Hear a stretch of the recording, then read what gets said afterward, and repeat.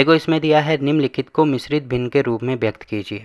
तो मिश्रित भिन्न कुछ नहीं होता है, केवल क्या करना होता है, हमें इनको भाग करना होता है। जैसे पहला पार्ट इसमें दिया है कि 20/3। 20/3 का मतलब ये है कि 3 का भाग हमें 20 में करना है। तो भाग करना तो आपको आता ही होगा ना। कैसे भाग करते हैं, हमें क्या करना है, 3 का पहाड़ा पढ़ना है 6 बार। तो 6 × 18 होता है, क्योंकि अगर मैं 7 बार पढ़ूंगा तो इस संख्या से ज़्यादा हो जाएगा, तो इस संख्या से ज़्यादा नहीं होना चाहिए। तो यहाँ पे हो जाएगा 18। फिर क्या करते हैं, इसमें से ये घटाते हैं, तो यहाँ पे आएगा 2। तो आपको दिख रहा होगा पूरी पूरी बार कितनी बार जा रहा है, 6 बार पूरी पूरी बार भाग जा रहा है। तो ये जो 6 आएगा ना, इसको हम बीच में लिखेंगे। ठीक है, मतलब जितनी बार पूरी पूरी बार भाग जाएगा उसको हम बीच में लिखेंगे। फिर यहाँ पे बीच में डाल देंगे बटे। इसको बोलता है हिंदी में, इसको ही बोला जाता है बटे, और इंग्लिश में अपॉन बोला जाता है। ठीक है, जैसे यहाँ पे बटे है तो सेम टू सेम यहाँ पे भी डाल दो। अब यहाँ पे देखो हर में 3 है तो यहाँ पे भी 3 आएगा।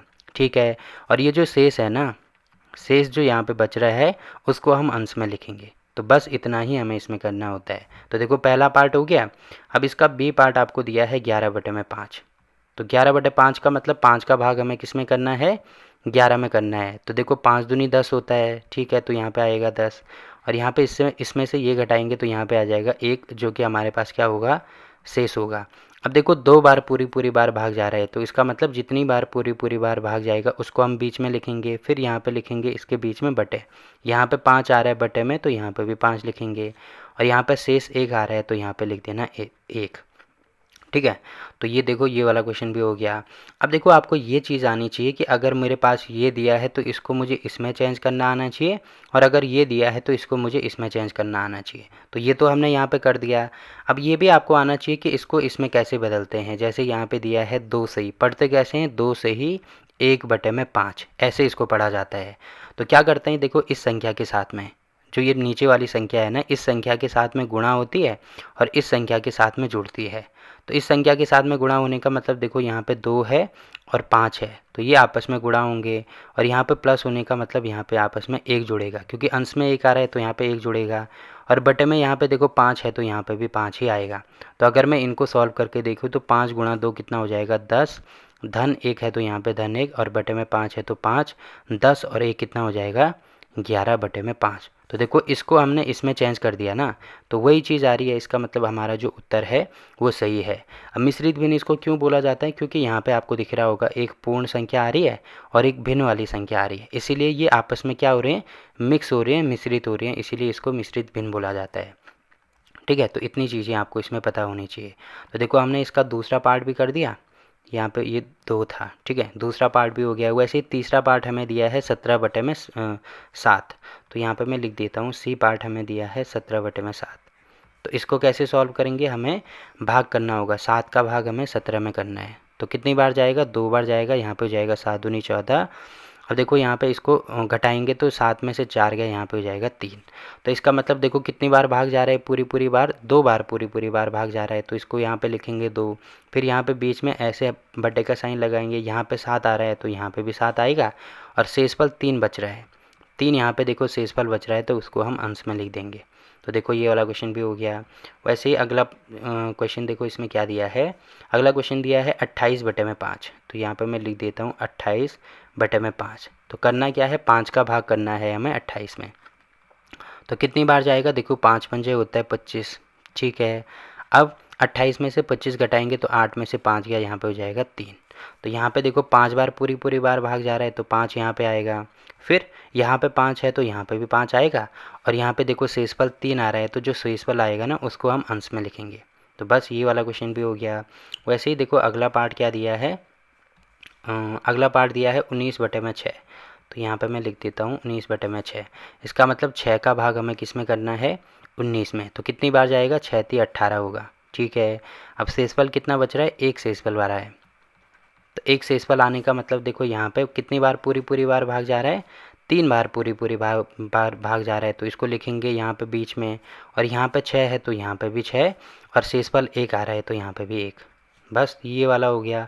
और लास्ट पार्ट देखो क्या दिया है हमें, एफ वाला पार्ट मैं आपको यहाँ पे बता देता हूँ। देखो एफ वाला पार्ट हमें दिया है 35/9। तो यहाँ पे इसका मतलब 9 का भाग हमें किस में करना है, 35 में करना है। तो कितना हो जाएगा, 9 × 27, यहाँ पे 27 हो जाएगा। फिर इसमें से ये घटाएंगे तो यहाँ पे आएगा 8। तो 8 जो है वो हमारा शेषफल हो जाएगा। ठीक है। तो 3 बार पूरी बार भाग जा रहा है तो यहाँ पे हो जाएगा 3 बीच में, फिर यहाँ पे देखो 9 आ रहा है तो यहाँ पे भी आएगा 9, और यहाँ पे 3 शेषफल 3 नहीं सॉरी 8 शेषफल आ रहा है तो यहाँ पे हो जाएगा 8। तो देखो ये सारे हमने इसको किस में चेंज कर दिया, मिश्रित भिन्न में चेंज कर दिया। अब देखो इसका जो अगला क्वेश्चन है वो हमें मिश्रित भिन्न दी होगी, उनको हमें अन्य भिन्न में चेंज करना होगा, जैसे आपको ये वाला क्वेश्चन दिख रहा होगा। तो देखो इसमें दिया है कि निम्नलिखित को विषम भिन्नों के रूप में व्यक्त कीजिए।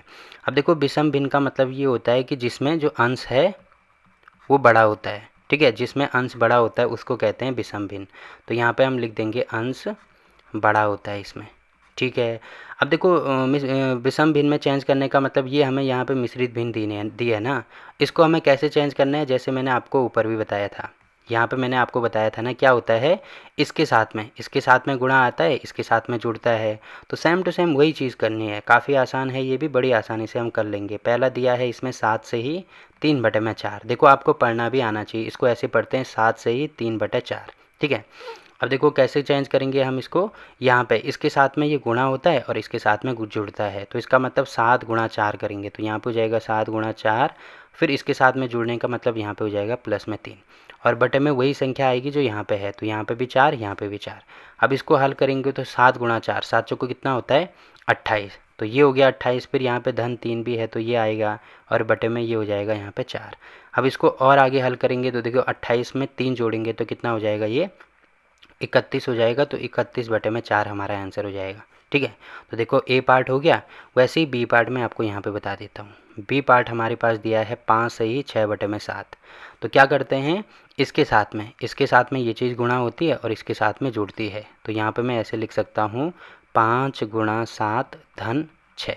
तो इतना आसान है, देखो यहाँ पे बटे में 7 है तो यहाँ पे भी 7 आएगा।